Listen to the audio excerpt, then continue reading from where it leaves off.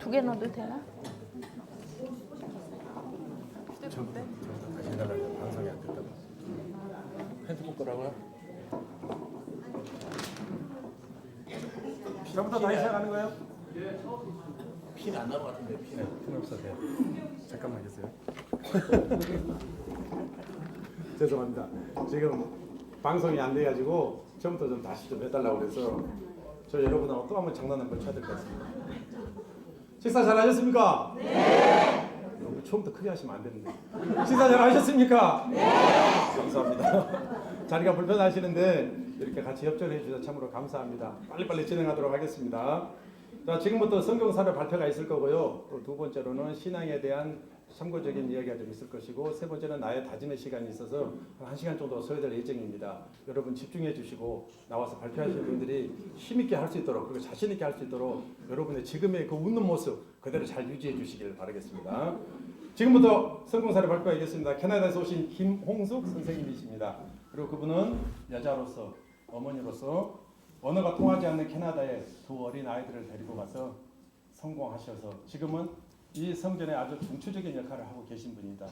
그분이 어떻게 그 길을 걸어왔는지 잘 들으시고 도움이 되는 말씀들을 잘 경청해 주시길 바랍니다. 두 분을 모실 때 힘찬 박수로 맞이해 주시기 바랍니다. 김홍숙 쌤이십니다.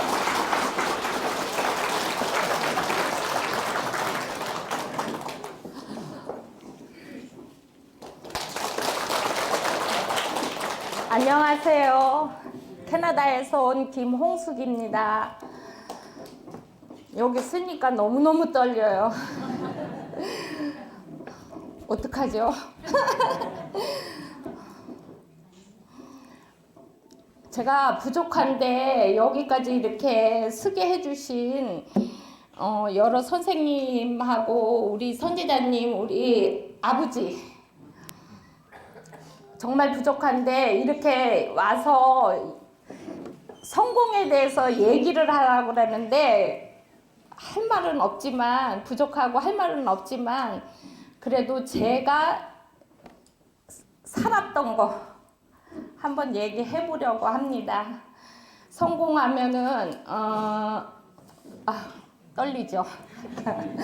성공하면은 부자 아니면 명예 아니면 뭐 지위 이렇게 생각하는데 저는 그런 거 생각 안 하고 살았어요. 그냥 열심히 살면은, 그냥 열심히 그냥 착하게 그냥 살면은 그냥 돈이 들어오지 않나 그랬는데 진짜 열심히 살았거든요.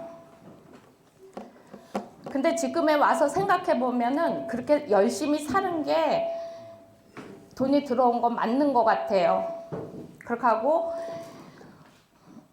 진짜 저 성공했어요. 왜 성공했냐? 내가 여기 이렇게 서 있는 게 성공한 거거든요. 첫 번째, 아버지 말씀을 만난 거. 아버지 말씀을 만났으니까 선지자님을 또 뵐 수 있었던 거. 그리고 여러분을 만날 수 있었던 거. 그게 바로 성공인 것 같아요. 그냥 열심히 살다 보니까 이렇게 여기 쓴 거. 그게 저는 성공이라고 생각합니다. 돈, 명예 그런 거는 아무것도 아닌 것 같아요. 지금에 와서 보니까. 그때는 뭐 그냥 아무것도 뭐가 뭔지도 모르고 사는 게 이제 지금의 현실인데, 근데 이 말씀 중에 35권의 앞부분에 이런 말씀이 나와요. 아버지께서 내가 이 세상에 알곡과 쭉정이를 골라가지고서는 나의 아들 선지자에게 주었다. 근데 그 아들은 그것을 아주 옥토에다 심고, 그 다음에 가시밭에다 심고, 그 다음에 자갈밭에다 심었다고 하셨어요. 근데 자라나는 거는 우리거든요.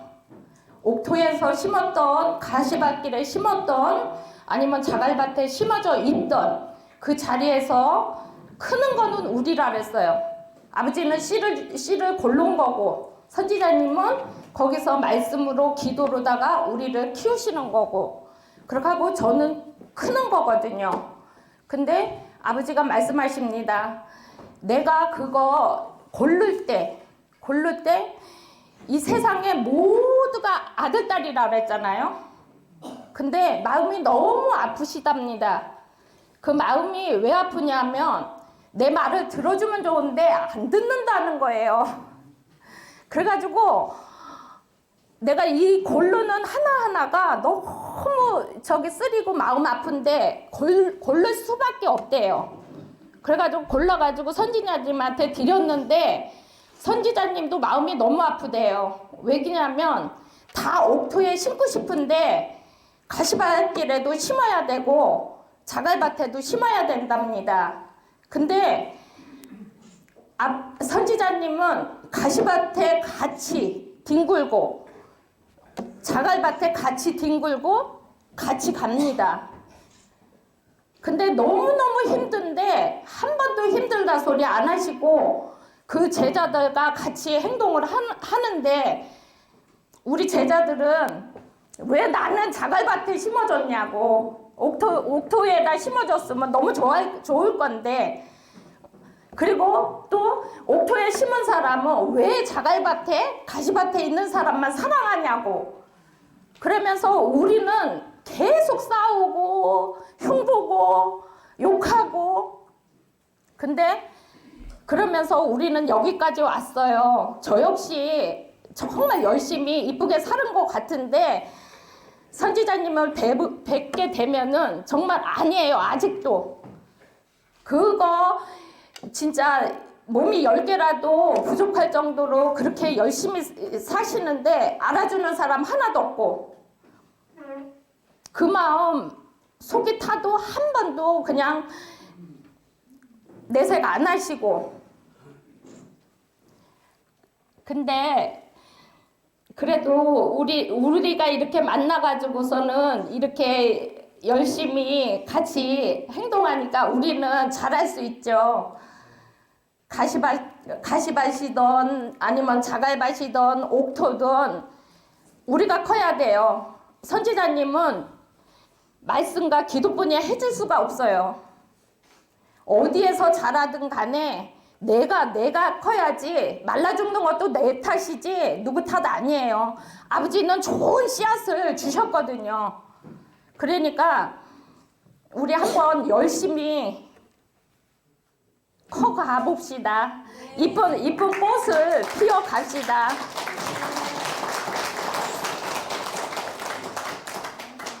(20분) 하라고 그랬는데 얼마 됐어요? 그리고 간단하게 또 한 말씀 드리면 저는 캐나다에서 아들 둘 데리고 있어요. 큰아들은 준표고 작은 아들은 진표고. 근데 여기 오기 전에 큰아들이 그러더라고요. 엄마 나 머리 좀 잘라줘 그래요. 그래가지고서는 내가 눈이 동그라내져서 왜? 그랬더니 미장원에 가지 그랬어요. 그랬더니 엄마가 한번 잘라줬으면 좋겠대요. 근데 저 미용사 아니에요. 저 잘 못 잘라요. 그래가지고 그러면은 저기 못 잘라도 괜찮니? 그랬더니만은 괜찮대요. 한번 잘라보래요. 근데 제가 캐나다 가서 힘들고 그럴 때 머리를 고등학교 때까지 잘라줬거든요. 대학 가면서 이제 바쁘고 그러면서 못 잘라줬거든요. 두 아들을. 그러니까 이제 그 생각이 나서 그런지 왜 그런지 모르지만 이제 잘라달라고 그러더라고요. 그래서 제가 이제 색종이 자르는 가위로 가져와가지고 머리를 자릅니다. 하나는 앉아있고 저는 자르고 하나는 지켜보고 그렇게 해서 셋이서 그걸 잘라가고 있는데 거의 다 잘랐는데 작은 애하고 저하고 막 웃었어요. 그러니까 덩달아서 저도 막 웃는 거예요. 셋이서 배꼽을 잡고 웃었어요. 그래서 이상해? 머리가 이상해? 그러는 거예요. 그래서 아니 저기 그만하면 됐어. 작은 애가 그래요. 그래가지고서는 그럼 됐지 뭐 머리 내가 그냥 무스 바르고 내가 그냥 잘하고 다니면 되지 이래요. 그래가지고 제가 그랬어요. 우리 선지자님 맨날 말씀하시잖아요. 내가 유행을 만든다. 에? 그래서 그 말을 내가 써먹었어요. 야, 저기 그게 뭐야? 네가 어떻게 스타일을 내가 그냥 대충 기르기만 잘라줬으니까 스타일은 네가 만들어. 그러면은 저기 그게 뭐야? 너 다 이쁘다고 할 거야. 내가 이제 그렇게 얘기했어요. 그랬더니 아 그럼 저기 무슨 내가 발라보지 뭐 그러는 거예요. 돈이 없어서 잘라달라는 거 아니었었어요. 근데 그게 뭐였냐면 그러더라고요. 우리가 가족은 조금 잘못해도 서로 이해하고 조금 삐뚤어져도 서로 이해하고 근데 우리 지금 가족이라고 생각하잖아요. 근데 안 돼요. 가족은 되는데 안 되더라고요. 저 역시도 안 되고 모든 사람이 내 가족은 내 자식은 내 부모는 그래도 이해하고 하루 지나면 없어지고 근데 우리는 형제 자매 아버지가 뭐라고 그러셨어요. 니네 다 형제 자매고 부모 자식간이다 이렇게 얘기하셔도 안 돼요. 조금만 이상한 거 보이면은 아우 저 사람 왜 저래.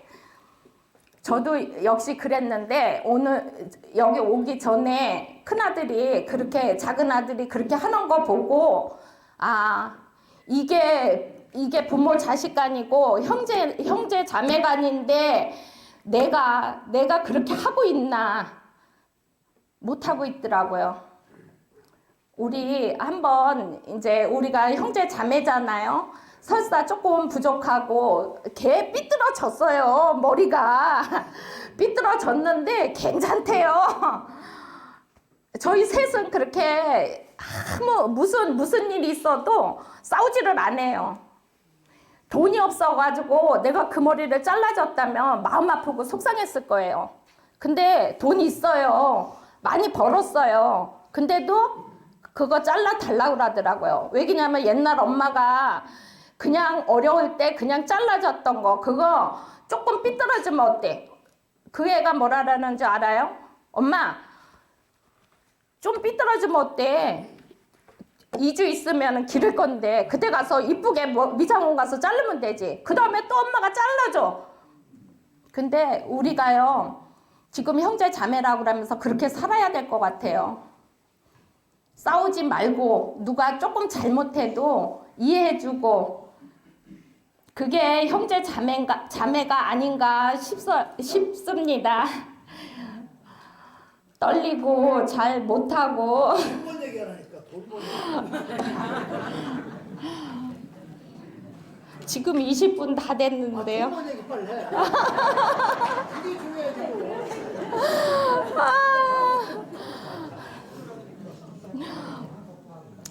빨리 돈번 얘기 빨리 해. 아유 또 돈 번 얘기를 하라고 하십니다.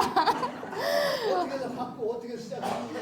아 진짜 열심히 살았다 그랬잖아요. 저는 진짜 성공한 거예요. 산골짜기 속리산에서 캐나다 간 것만 해도 성공한 거고 그러니까 캐나다 두 아들을 데리고 영어도 못하고 저는 공부가 짧아요. 그런데 무조건 캐나다를 갔어요. 두 아들을 데리고. 그랬는데 가서 보니까 할 게 없는 거예요. 그래서 제일 만만한 게 우리 여기에 슈퍼지요.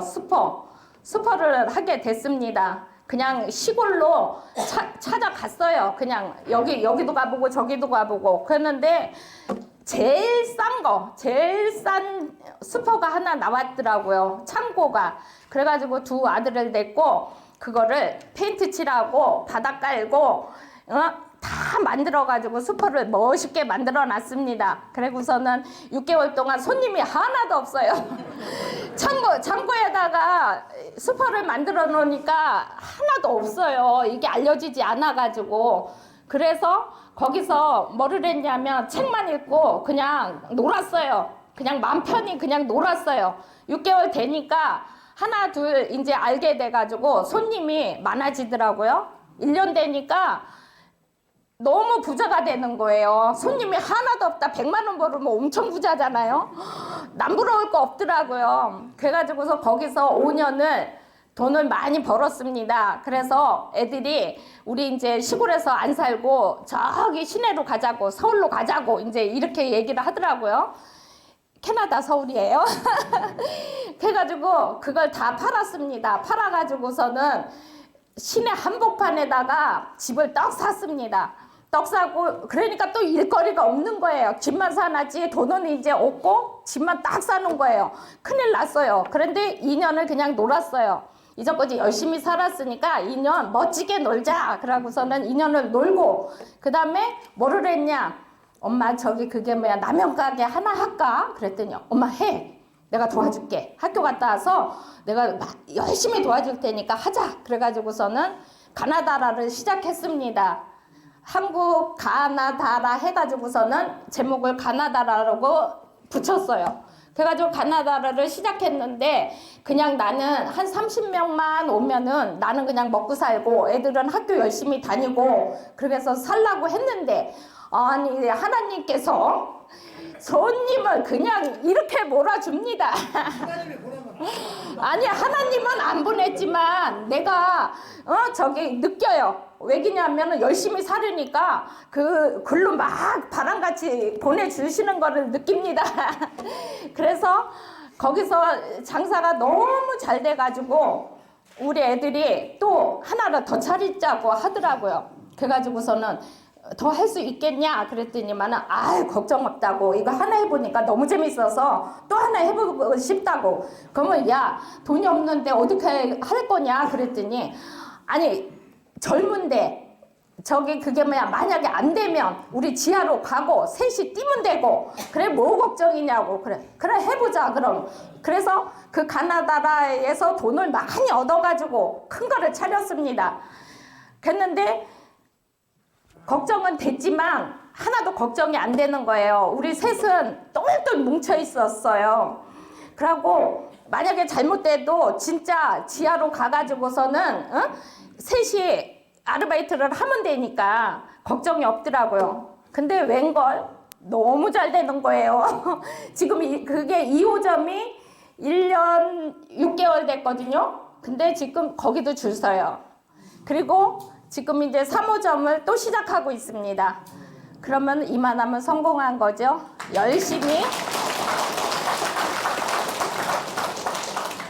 열심히 웃으면서 아버지 말씀 잘 따라가면은 성공할 수 있다고 봅니다. 감사합니다. 이렇게 들어주셔서 정말 감사합니다.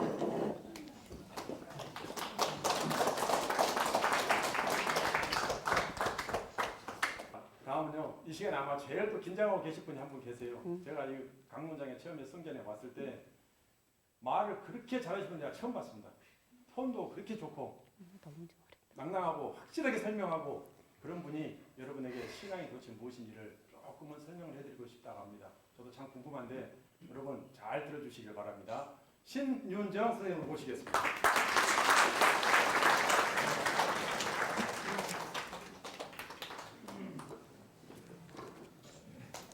네, 신윤정입니다. 많이들 오셨네요. 제가 교회를 23년 동안 다녔는데 지금 20분 안에 저에 대해서 얘기하라고 하면 너무 짧으니까요. 그 중에서 23년 동안 엑기스 있는 한 교회 목사님과 저에 대해서 말씀을 드려볼까 해요. 저는 교회를 누가 전도를 해서 간 게 아니고 제 스스로 사람이 식물도 왔다가 죽었다 살고 그러는데 한 생명이 왔다가 그냥 죽고 살지를 않고 그냥 뭘로 태어나지 13살 때부터 생각을 했어요. 그래서 10만 명이 넘는 교회, 이름을 대면 알만한 교회예요. 그 교회를 다녔는데 지금도 우리 이거 새로운 성경을 만나서 그 답을 저는 아직 못 찾았어요. 제가 진짜 행복하게 살았는데 교회를 가면서부터 사고가 나는데요. 저희 남편이 한 달 동안에 32번의 교통사고가 나요. 길거리 가면 길거리 가다가도 하고 신호등에 서 있으면 신호등에서도 하루에 2번도 나서 손 발을 다 놨어요. 제가 왜 교회를 안 다닐 때는 그랬는데 교회를 다닐 때는 왜 사고가 이렇게 났지? 그렇게 사고를 날 때 교회에서는 저는요 진짜 그때 잠언서의 말씀을 목사님이 하셔서 거기에 빠져들어 있는 상황이었어요. 그런데 전도사님이 저희 집에 오셨어요. 그래갖고 저보고 구역 예배고 뭘 저는 다 했어요. 한 번도 빠진 저는 2등 가는 걸 싫어해요. 10만 명 중에서도. 그래서 열심히 하는 와중에 그 전도사님이 저한테 신학을 가라고 권해요. 이렇게 사고 나는 집은 처음 봤대요. 하나님이 선택했기 때문에 사회 일을 하기 때문에 그런데요. 그리고 저희 남편은 장로감이기 때문에 지금부터 장로 준비를 해야 되는데 그때 당시는 그 장로 후보가 되면 2천만 원이 내야 되더라고요. 그래서 이 교회 다니면 내가 장로를 해야 되고 이 교회 다니면 사고를 놔야 되고 이 교회 다니면은 나는 신학을 해야 되겠구나. 나는 아이들을 키우고 현모양처로 살라는 게 내 꿈이었는데 그리고 저는 그 교회를 떠나게 됩니다. 그러면서 저는 파란만장하게 진짜 많은 종교를 겪게 되고요. 수많은 거를 겪어요. 그래서 2,000명 되는 그 교회를 갔을 때는요. 목사님의 오른팔이고 거기에는 사모님이 병을 다 고치는 은사가 있어요. 거기에서 저는 가방지기를 해요. 화요일 날이면 200명의 환자들을 보는데요. 보통 50만 원 이상씩 500만 원, 1,000만 원씩 가까요. 한 번 화요일이면요. 돈가방이 하나도 차요. 그리고 1월 1일 날이면 저는요. 1등 신자잖아요. 그래서 자동차에서 자요. 1월 1일 날 똑딱 하면 목사님하고 사모님하고 사업하는 그 사업장으로 가요. 가서 예배를 드리면 거기는 1,000만 원, 2,000만 원 막 나오잖아요. 그 나오는 돈을 저는요, 지금은 이제 안 그래요. 그때는 강대상에다 놓고 목사님이 축복 기도하면 그 낸 모든 사람들이 축복을 받는 걸로만 알았는데 수많은 돈을 받았음에도 불구하고 목사님이랑 사모님이라는 여자 강대상에다 돈을 안 넣더라고. 저는 그걸 알고 있는데요. 그래서 저는 그거를 또 따졌어요. 왜 성도들이 돈을 신방 갔을 때 돈을 냈는데 그 돈을 여기 강대상에다 놓고 축복 기도를 안 해주고 왜 집에서 각 가정들에서 이렇게 쓰느냐라고 얘기했어요. 그러면서 이제 거기서 찍혀가지고 또 이제 또 나오게 되죠. 그걸 따졌으니까. 그러면서 제가 이제 나는 이제 큰 교회 가면 장로 돼야 되고 신학교 가야 되고 2,000명 되는 교회도 거기서도 또 저기 장로가 가고 신학가라고 그랬어요. 그러면 이제 나는 개척교회를 가야 되겠구나. 그래가 한 200평 되는 교회 목사님이 사비로 교회를 지었어요. 그리고 교회 목사님 한 분 강도사님 한 분이었어요. 그래서 제가 여기에서 나는 이제 허드렛 일을 하고 여기에서 이제 제일로 낮은 자로 새로 거듭을 놔야 되겠다 하면서 수많은 일을 하는 과정에 저는 아침에 10시부터 해서요. 우리 신랑이 꼭 데리러 올 때 그때서 저는 집으로 오게 돼요. 교회에서만 살았어요. 목사님 밥 해주면 밥 먹고 노방신도 이렇게 전도 나가고 신방 나가고 그래갖고 한 명도 없는 제가 30명이라는 그 11조를 내릴 수 있는 가정, 약 그러니까 50가정 되겠죠. 30명 되니까. 그렇게 됐을 때 그날도 열심히 저는 청소를 했어요. 교회를 청소를 하는데 멀쩡하던 내가 배를 트는 거예요. 숨을 못 쉬는 거예요. 배가 너무 아픈 거예요. 근데 청소로 이렇게 뭐 출입국 바람이 이렇게 갔기 때문에 의료보험카드 지갑도 안 갖고 간 상황이었는데 둥그러니까 옆에 산부인과 병원으로 갔어요. 몸이 너무 이상하게 아파가지고 산부인과 갔는데요. 그게 참 이상하더라고요. 나는 그냥 처방전이나 받아야 되겠지. 그리고 옆에 있는 집사님한테 보험카드 빌려줘, 카드 빌려줘. 그러고 간 거예요. 갔는데 이렇게 프랭카드에 암 검사 뭐 어떤 게 그게 들어있다고 써 있는데 그게 그렇게 크게 보여요. 그 적은 것이었는데 아예 온 길에 이왕이면 산부인과 왔으니 암 검사를 해야 되겠다 하는 끝에 했어요. 그러고 나서 결과가 났는데 의사 선생님이 전화가 오셨어요. 일주일 후에 검사 결과가 났는데 6시쯤 오세요. 그래요. 이상해요. 왜? 6시에 오라는 거는 좀 심각하거든요. 제 느낌에. 6시에 병원 문 닫기 전에 오세요. 갔는데 저도 또한 가방줄 짧아요. 영어 몰라요. 근데 영어로 뭐를 쫙 써있는 종이를 놓고 의사 선생님께서 빨간 줄을 치고 형광펜으로 막 줄을 치는데 제 얼굴을 못 쳐다보는 거예요. 그래서 왜 그래요? 라고 얘기를 했더니 이 정도로 되면 3개월밖에 기간이 없습니다. 라고 얘기를 해요. 저는 멀쩡했는데요. 그래서 소견서를 써주면서 가까운 한양대병원으로 가라고 그래요. 근데 한양대병원에 가기 전에 저는 1등 신자잖아요. 두 번째 가라면 서럽잖아요. 그래서 목사님한테 찾아가게 되죠. 목사님 제가 이만저만 이렇게 해서 그때 당시 강도사님은 성균관대학교 영어 교수님이셨어요. 그래서 저는 영어를 모르니까 교수님이니까 알 줄 알고 물어볼 겸 목사님한테 기도 부탁할 겸 해서 저는 그 진단서를 가지고 간 거예요, 교회를. 그래서 두 분밖에 없잖아요. 교인이라고는 우리 셋밖에, 목사님, 강도사님이 저하고 셋이니까. 그래서 그거를 보여주고 영어 좀 해석해 주세요. 그랬더니 의학 용어니까 저는 모릅니다 라고 얘기를 해요. 그래서 거기서 목사님하고 되게 친하잖아요. 밥 먹고 같이 그랬으니까. 목사님 제가 왜 43살에 저는 죽어야 되죠? 이거에 대해서 성경적으로 저 좀 이렇게 답 좀 해주세요. 그랬어요. 왜? 창세기를 보면 600세 살았더라, 900세 살았더라 이렇게 하고 향수를 했는데 지금은 의학이 발달되고 의료 모든 것이 발달되고 청결하고 그러는데 내가 왜 43살이 죽어야 하는지 목사님이시니까 아실 거 아니에요? 성경을 놓고 저한테 답 좀 주세요. 또 여기서 이렇게 얘기를 한 거예요. 그랬더니 목사님께서는 죄가 많아서 죽는 거래요. 사람은 죄가 많아서 죽는데요. 근데 저는 죄라고는요, 저희 가정 내 식구 챙긴 거밖에는 없어요. 누구하고 싸운 적도 없고 쌍시옷 하고 살은 적도 없고 저는 그런 사람이 아니었는데 죄를 졌대요. 그러면 죄 졌는데 왜 나만 43살에 죽어요? 라고 얘기를 했어요. 그래서 그러면 기도나 좀 해주세요. 왜? 예수 믿으면 저는 구원받잖아요. 그쵸? 우리 예수 믿으면 다 구원받잖아요. 그래서 내가 죽는다고 했으니까 나는 예수 믿었으니까 나는 천국 갈 거니까 담대하더라고요. 그러고 이제 저는 왔어요. 그날이 목요일 날이었어요. 근데 금요일 날 아침에 전화가 왔어요. 10시까지 교회를 오라는 거예요. 강도사님이 목사님이 보자고 한대서 아 그럼 그렇지 밤마다 철야를 하시니까 새벽기도 해주시고 나서 응답을 받아가지고 나 이제 축복기도 이렇게 안수기도를 해주실라나 보다. 왜? 그 목사님은 귀신을 쫓는 목요일 날이면 사역을 했어요. 그래서 각 한 200명 정도가 왔어요. 목요일 날이면 그걸 제가 또 수발을 했던 사람 중에 오른팔같이 아, 나 이제 귀신 들었으면 귀신 쫓아줄 것이고 병이 들었으면 병을 고쳐줄라나 보다. 그러고 갔어요. 근데 목사님께서는요, 뭐라고 한줄 아세요? 저한테 딱 가자마자 신집사, 하나님 전이 문 닫히기를 원하느냐? 아니면 하나님 전이 열리기를 원하냐? 딱 두 가지를 질문을 하래요. 저는 뭐라고 그랬어요? 하나님의 충성 메인인데 하나님 전이 당연히 열려야지 왜 닫혀요? 그랬어요.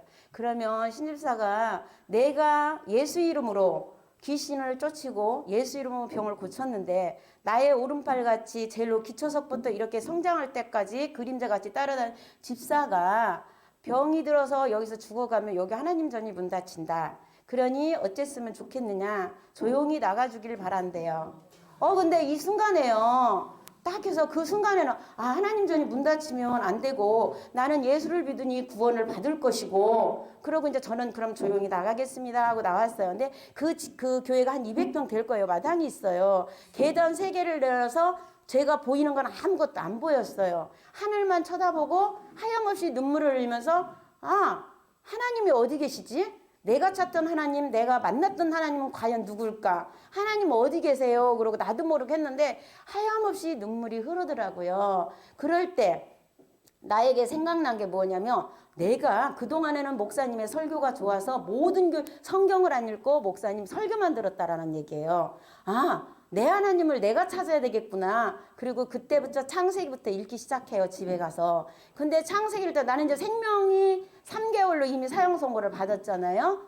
근데 성경을 중간쯤 읽었어요. 창세기는 이제 몇백 세 죽고 살고 했더라. 그렇게 해서 거기에 가서 있는데 내가 죽으면 우리 신랑이 마누라가 밥 해주는 밥을 못 먹는데 왜 식당 아줌마가 밥 해주는 밥을 먹으라고 할까? 하루라도 내가 손이 움직일 때 밥 한 끼를 해줘야지. 그러고 하니까 내가 아파 죽게 생겼는데 우리 신랑이 밥 먹겠다고 사무실 와서 밥 해달라고 하겠어요? 근데 그날은 제가 어기고 갔어요. 진짜 몸 줄로 지탱을 아마 못 온 걸로 제가 기억을 하는데 택시 타고 간 것 같아요. 갔는데 쓰레기통에서 밥을 해가지고 약간 채려만 줬어요. 채려 줬는데 쓰레기통에 보이는 테이프 하나를 저는 발견을 하게 되는 거예요. 하나님 말씀하옵소서. 테이프예요. 딱 집어가지고 아이고야 이 아저씨 좀 봐라. 나는 죽게 생겼잖아. 이 아저씨 봐라. 간도 참 크네. 어떻게 하나님한테 명령을 하지? 하나님 보고 말을 하라는 아저씨가 있네. 딱 보니까 어느 신학교 나온 것도 아니고 목사님도 아니고 박사님도 자기 이력이 없는 거예요. 근데 하나님 보고 말씀을 하라고 하는데 손 모양을 기도한 모양으로 있더라는 얘기예요.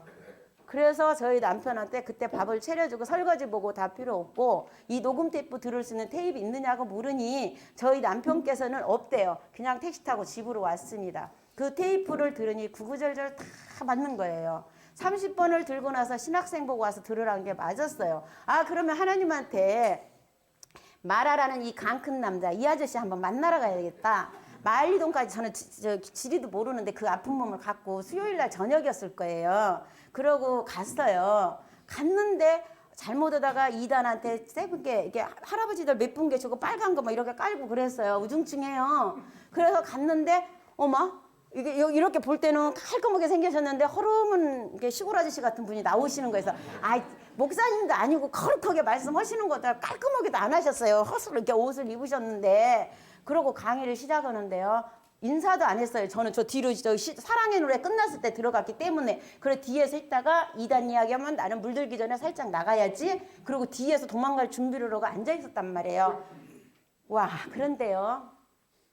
선지자님은 지금 그걸 기억을 못 하실 거예요. 저는 소름을 끼쳤어요. 누가 하늘을 보고 원망을 했느냐?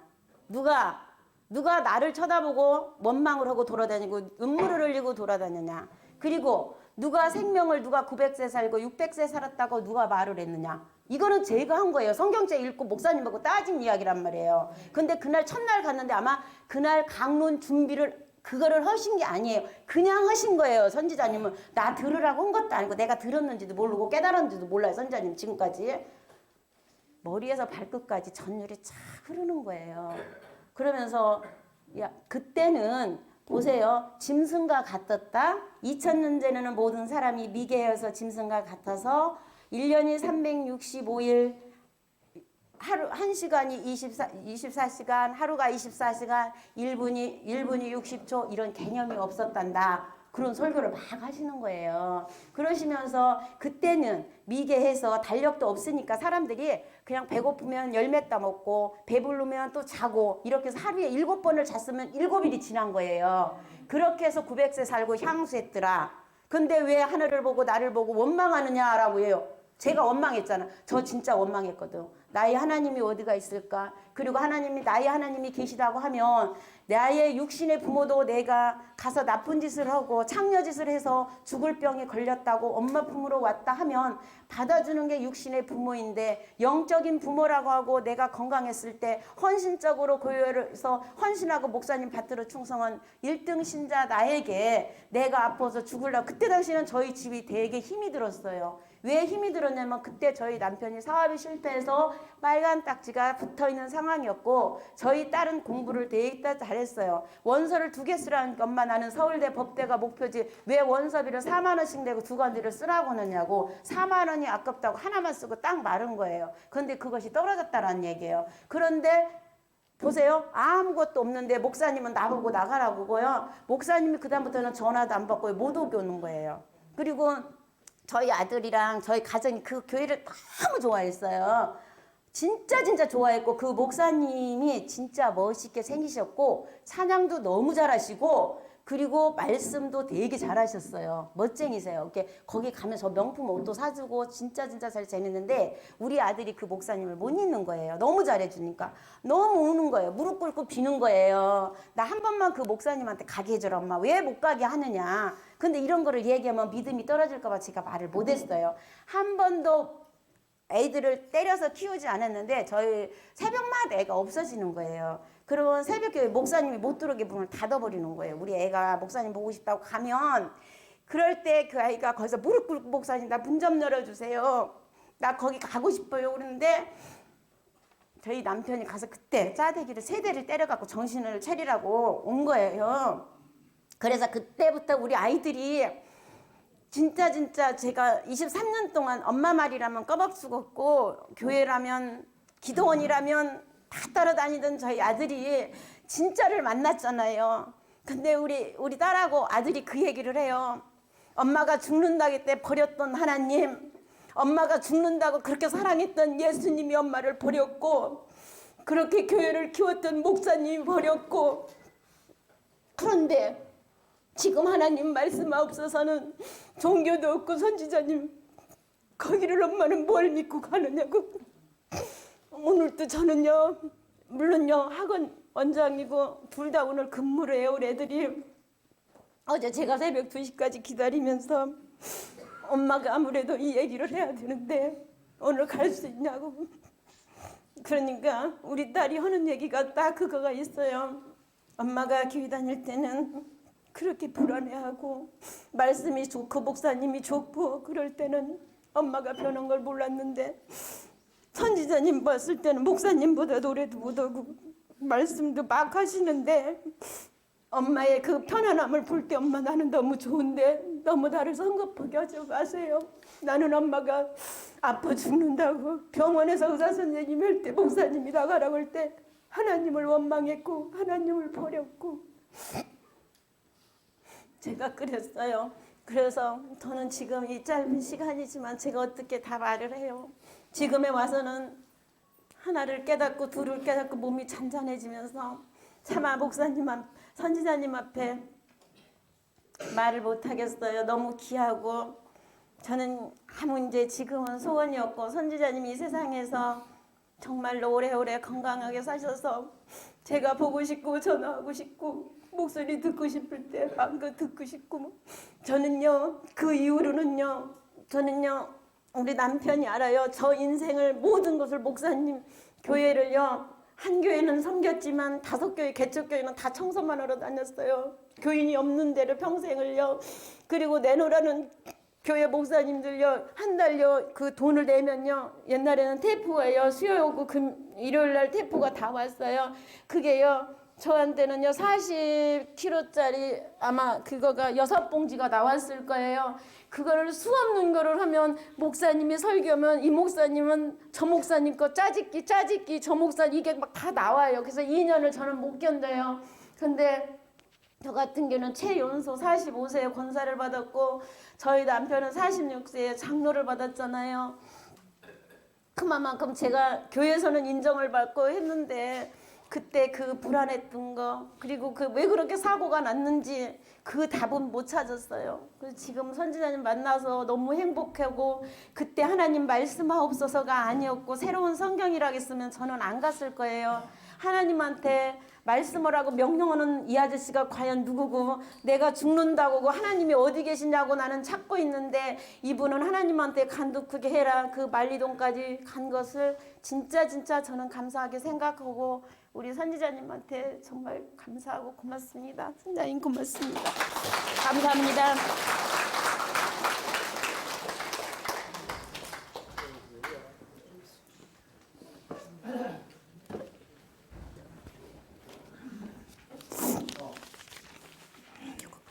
대화는 안 해봤는데 말을 이렇게 잘하는 줄 잘 몰랐는데 속에 대한 얘기 좀 많이 그 나는 이제 윤정.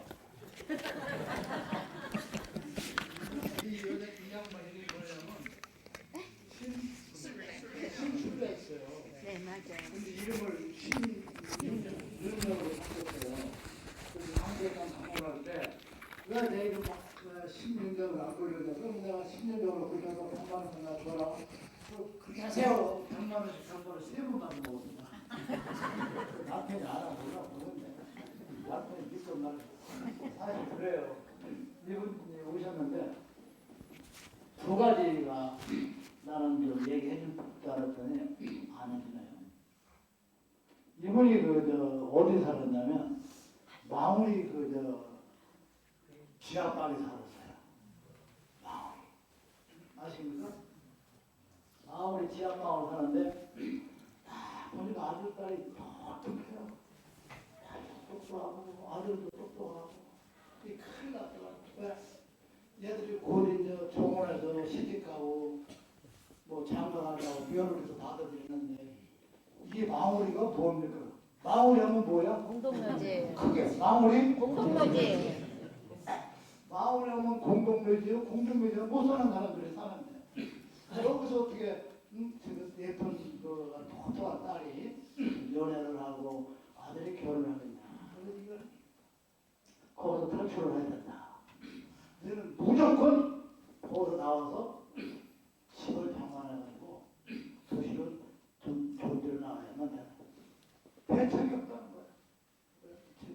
그래, 너희 그러면 전세돈이 얼마냐? 3천만 원인가. 그래가지고 저 사람들을 밖으로 끌어내려. 나는 그 딸 아들이 제발 이해가죠. 가요 안 가요? 딸 아들이 결혼 정년기가 됐는데 그 똑똑한 애들이 마무리 지하방에서 어떻게 며느리를 데리고 딸을 데려가냐고. 그래서 어떻게 하든지 이 집을 장만해서 해야 되겠는데 마침 그때 우리 상계동 성전 옆에 빌라를 다 짓더라고요. 싫어합니다. 이게 빌라를 내서 그 지한테 가서 어쩌고 저쩌고 하니까 돈 한 뭐 8천만 원이라 뭐 얼마면 그 집을 장만할 수 있겠어요. 그래서 그때 내가 또 은행 지점장 하는 사람을 아는 사람이 있었거든요.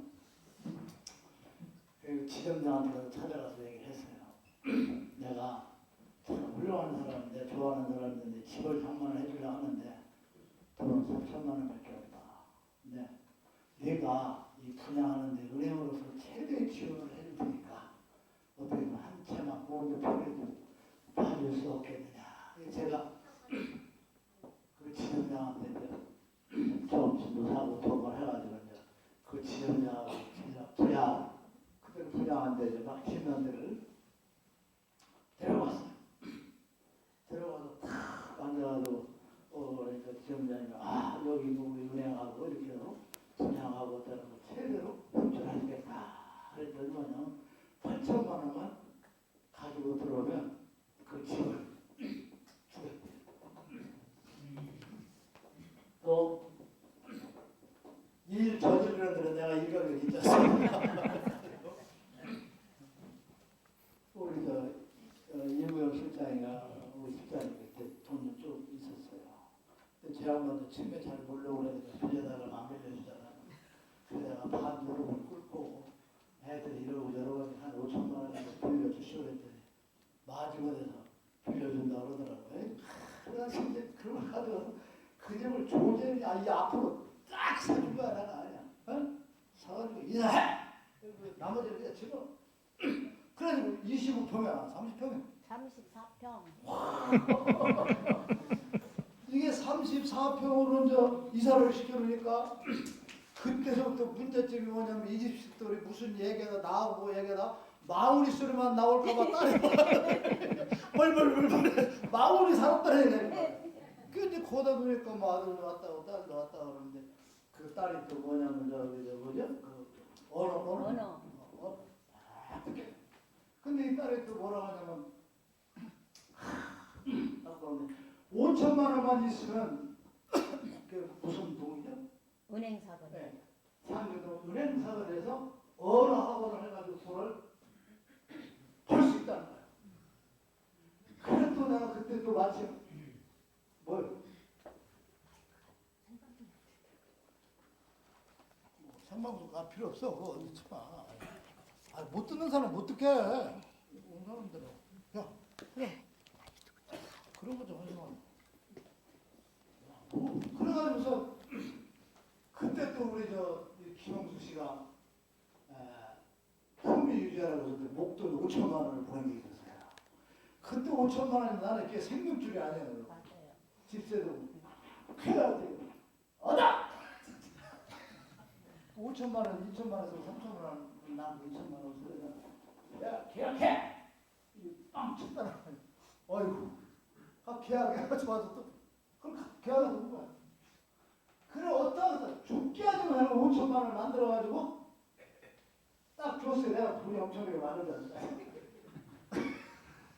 그걸 잘해준 거야. 학원 이름이 뭐예요?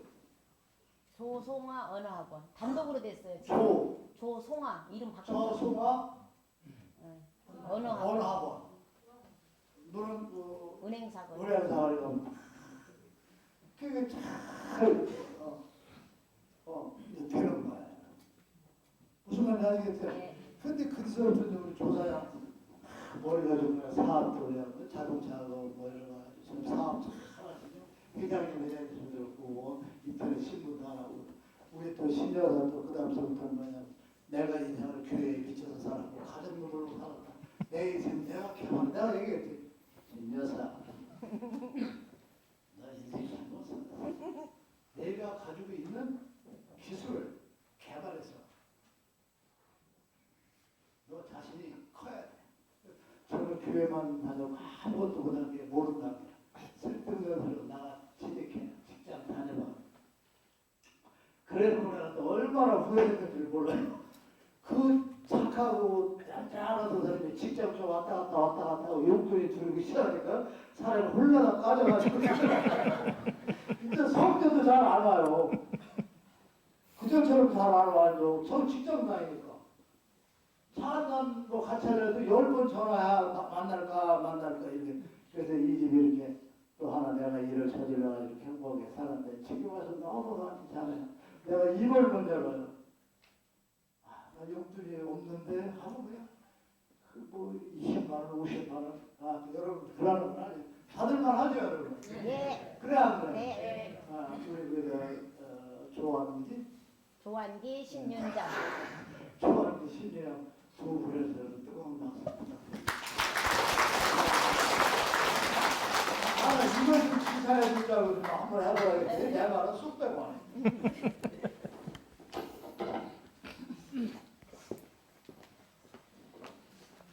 이제 정답이 나왔습니다. 우리 마지막 하실 분은 무엇을 주제로 놓고 해야 되는지 3로 가면 안 됩니다.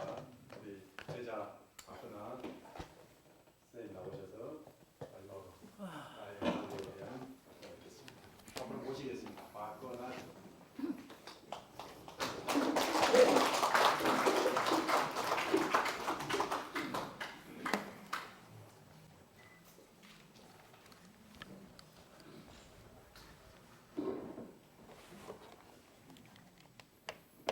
네, 인사드리겠습니다. 방금 소개받은 박건하입니다. 지금 뒤에 계시는 분들께서 저분은 누구야? 처음 보는데 이렇게 말씀하시는 것 같아요. 저는 전남에 살고 있고요. 그리고 아이들을 가르치고 있습니다. 그리고 이 말씀을 접한 지는 올해가 딱 10년이 돼 갑니다. 그래서 2018년 10월에 아까 우리 신유정 선생님께서 교회에서 그 버림을 받으시고 하나님을 다시 이렇게 만났다고 하셨잖아요. 근데 저는 솔직히 지금도 교회를 다니고 있습니다. 왜냐하면 우리 사랑하는 집사람이 교회를 벗어나지 못해서 가정을 깨기 싫어서 또 제가 사랑하는 사람이니까 아직은 같이 다니고 있는데요. 그때 목사님 말씀 중에 11조를 강조하시는 말씀을 듣고 제가 그날 오후 예배 때 되게 큰 상처를 입었습니다. 마음에. 그래서 제가 대학 때 상당히 많은 종교 서적을 좋아했었습니다.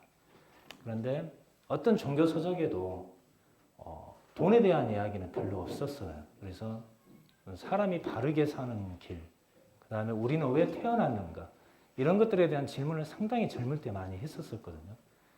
그런데 교회에 가서 물론 좋은 말씀도 많았지만 그 11조라는 그 이야기를 듣고 제 순간 머릿속에서 왜 하나님은 돈을 좋아하시지?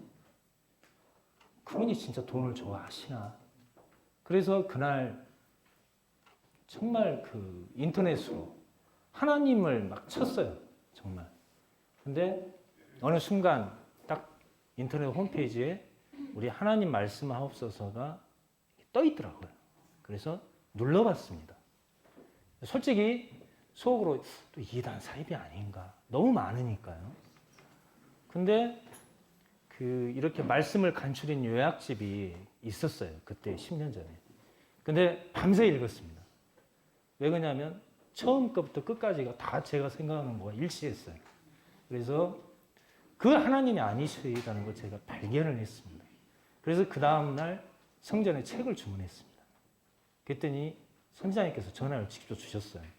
뭐 하는 사람이냐 그러더라고요. 그래서 교회 다니는 사람입니다. 그랬더니 책을 왜 구입했느냐. 그래서 돈을 하나님이 좋아하시는지 궁금했다. 진짜 하나님이 난 누군지 궁금했고 찾고 싶었다. 그래서 그 후에 석 달 후인가요? 저희 2월 봄방학 때 직접 내려오셨어요. 그래가지고 저하고 몇 분 선생님이 이렇게 기도해 주시고 그때 저한테 그 말씀을 해주고 가셨어요.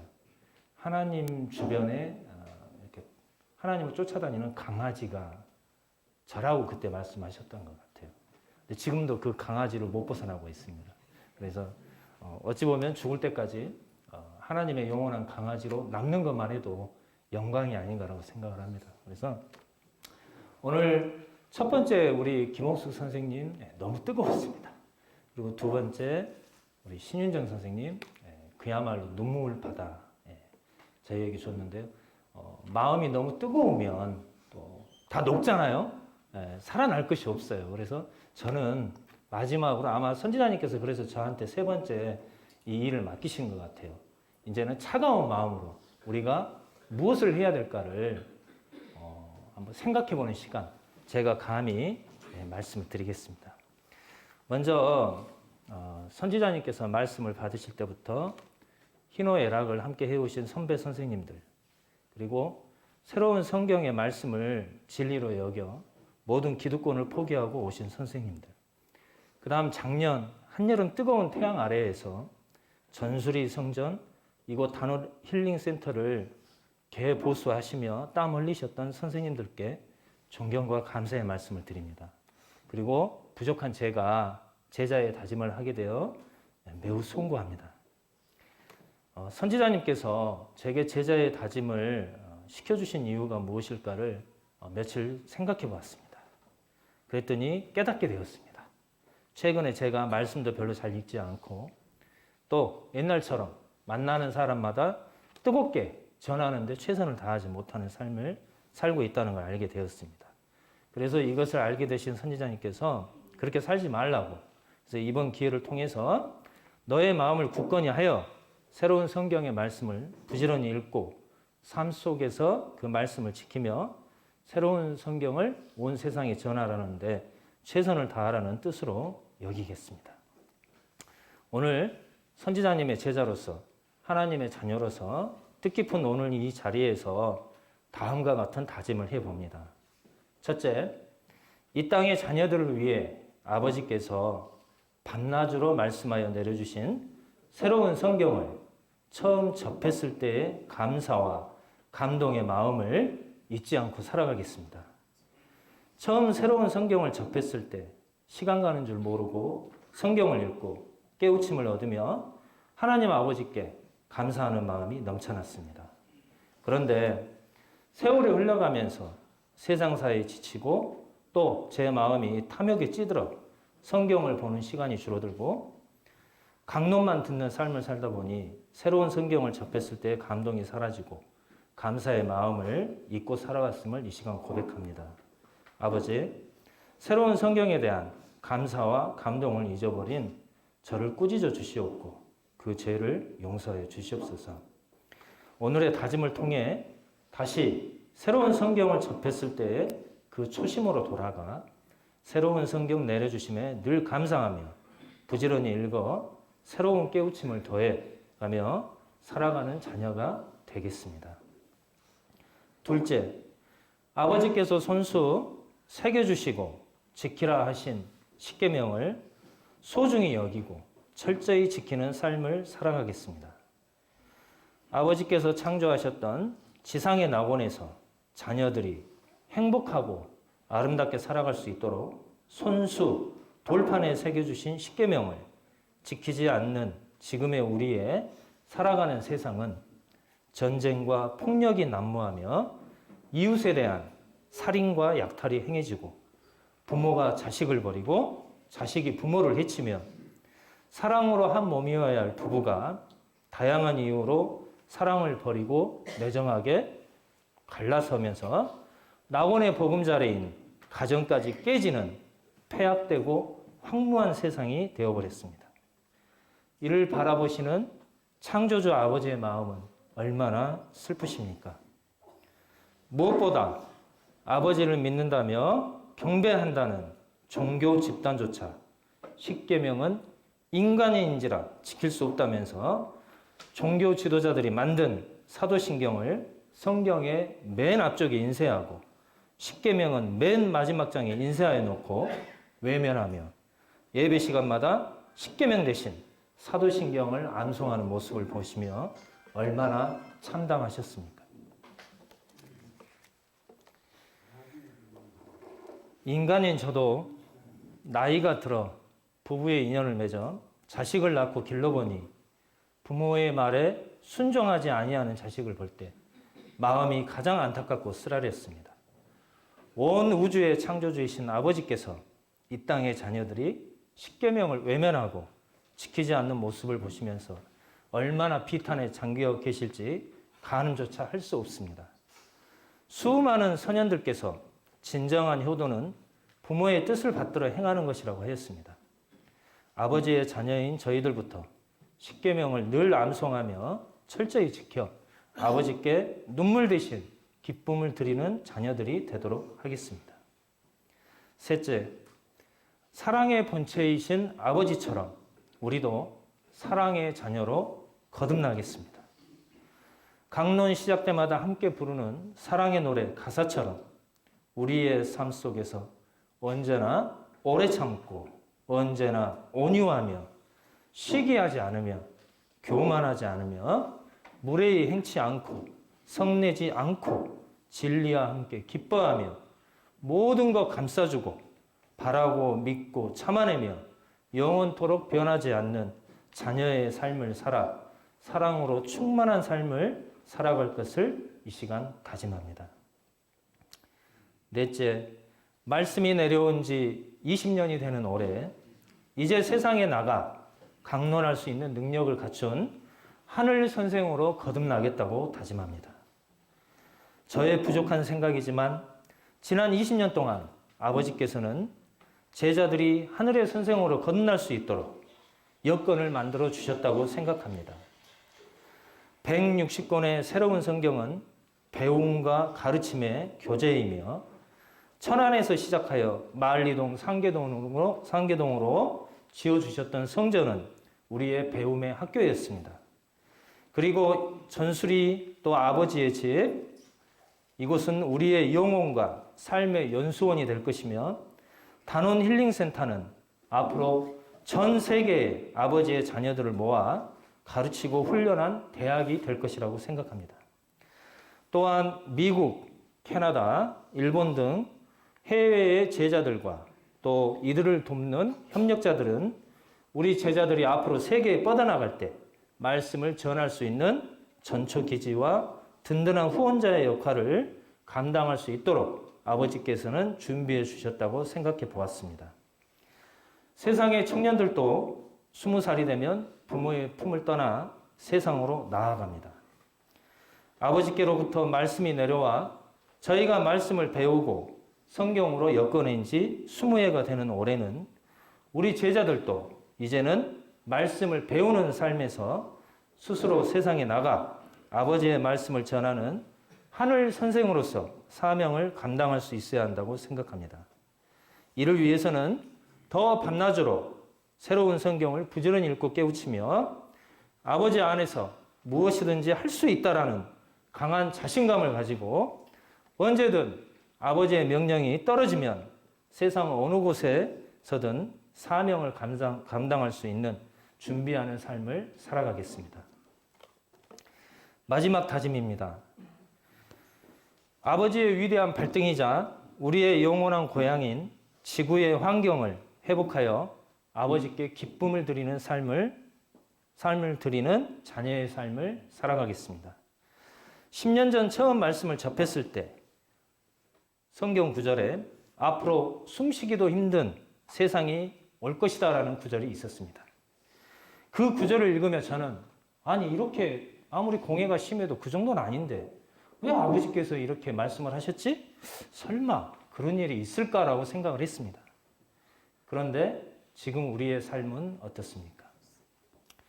발암물질이 가득한 미세먼지 때문에 시간이 지나면 방 안의 공기가 미세먼지보다 더 해롭다는 것을 알면서도 환기조차 할 수가 없습니다. 그리고 미세먼지 때문에 봄꽃이 가득한 축제장에 가서 아버지께서 만들어주신 자연의 아름다움을 느껴보지도 못하는 삶을 우리가 살아가고 있습니다.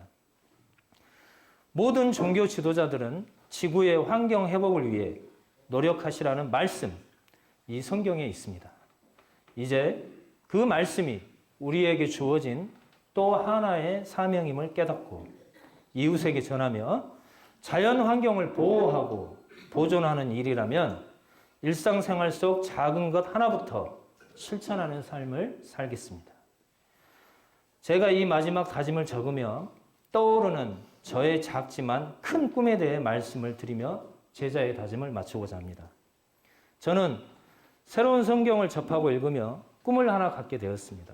그 꿈은 봄만 되면 우리나라에 날아오는 황사를 막기 위해 동해와 서해의 바닷물을 민물로 걸러내어 중국과 몽골의 내륙을 관통하는 수로를 깔아 사막에 물길을 내어 풀씨를 뿌려 초원을 가꾸고 이후 나무를 심어 숲을 조성하는 것이었습니다.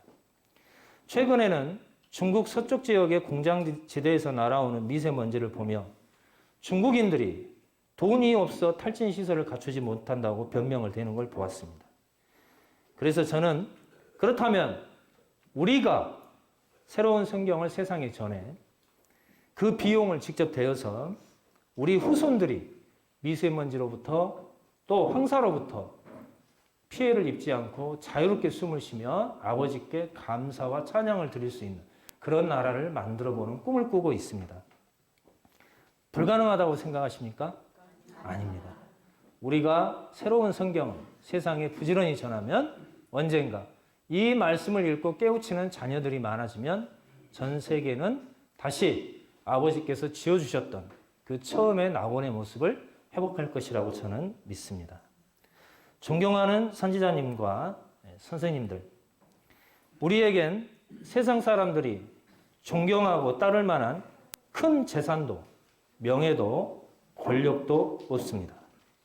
그렇지만 온 우주의 창조주이신 아버지께서 새로운 성경의 역사를 위해 저희를 불러주시고 세워주셨습니다. 그것은 가장 보잘것없는 우리에게서 위대한 역사가 시작되고 꽃을 피우는 것을 온 세상의 자녀들에게 보여주시어 창조주 아버지가 얼마나 위대한 분이신가를 깨우치게 해주시기 위함을 저는 믿고 있습니다. 세상 많은 사람들이 내일 일을 모르기에 근심과 걱정으로 세상을 살아갑니다.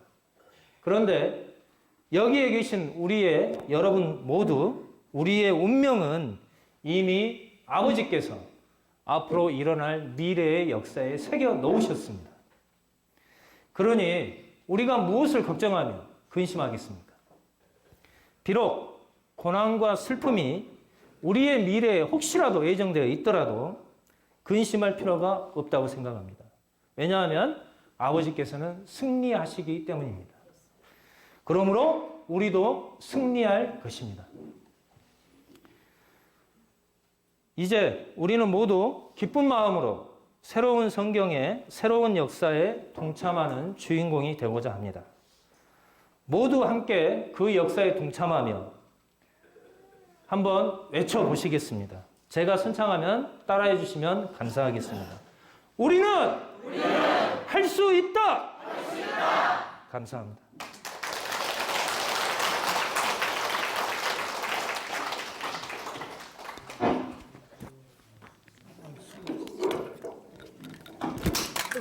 이거 다 부서졌다. 깨졌나?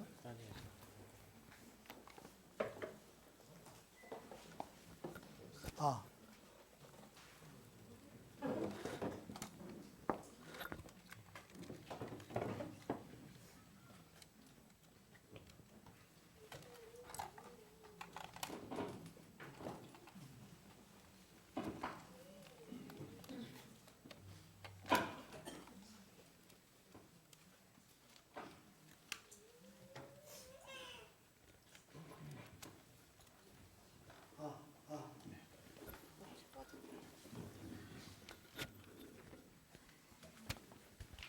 우리 박하나 선생님은 전남에서 오셨는데 이제 교육을 잘하고 계시는데 이런 직업이나 이런 것이 나가면 그 생활에 부과될까 봐서 밝혀드리지 않으려고 했는데 본인이 또 이렇게 말씀을 해주시니까 학교에서 근무를 하고 계시는데 10여 년 동안 이렇게 하면서도 물질적으로 정신적으로 모든 면에서 저에게 스승 역할을 많이 해주시고 이분의 가장 중요한 장점은 처음에 초심의 마음이 지금까지도 변하지 않는다는 것입니다. 그래서 크게 쓰실 제목이라는 걸 알고 있기 때문에 저도 기다리고 있는데 우리의 모든 수입을 우리 숨쉬기도 곤란한 환경오염에 투자해서 정화를 하자 하는 그 큰 뜻을 오늘 듣고 우리의 목표를 여기다 둬야 되겠다 이런 오늘 하신 그 모든 본인의 각오는 우리 각자가 다 겪어야 되고 해야 되고 시행해야 될 과제를 상세히 이렇게 알려주셨으니까 다음에 녹음 테이프를 가지고 여러분들이 이제 듣고 저기 해주시기 바랍니다. 그러고 나서 한 10분 동안 자유시간을 갖고 이제 강론을 들어가도록 하겠습니다. 담배 피시는 분들 저 뒤에 가서 피지 말고 앞에서 그냥 피세요. 그거 죄 안 해요. 왜 그게 죄입니까? 난 이상하네. 술도 하나님께서 필요하니까 주셨고, 담배도 어떻게 해요? 그 조금만 피면 괜찮아요. 저 지금 어쨌든 내는 거니까 그 뒤에 가서 피지 말고 당당하게 앞에서 딱 모여서 이렇게 피고 그러세요. 여러분. 우리는 그렇게 살지 마요. 아셨죠? 무슨 말인지 알아요? 그게 우리는 가장 중요한 게 행동이나 언어나 이런 것이 구김살이 없어야 돼요. 그러면 10분 동안 휴식을 하고 나머지 시간은 제가 또 갖도록 하겠습니다, 여러분. 됐죠? 감사합니다. 그리고 우리 오늘 감사장 나가는 분들 저 보세요. 양영아 씨 사진 찍은 거. 내가 아까 그래서 촬영해 준 거야.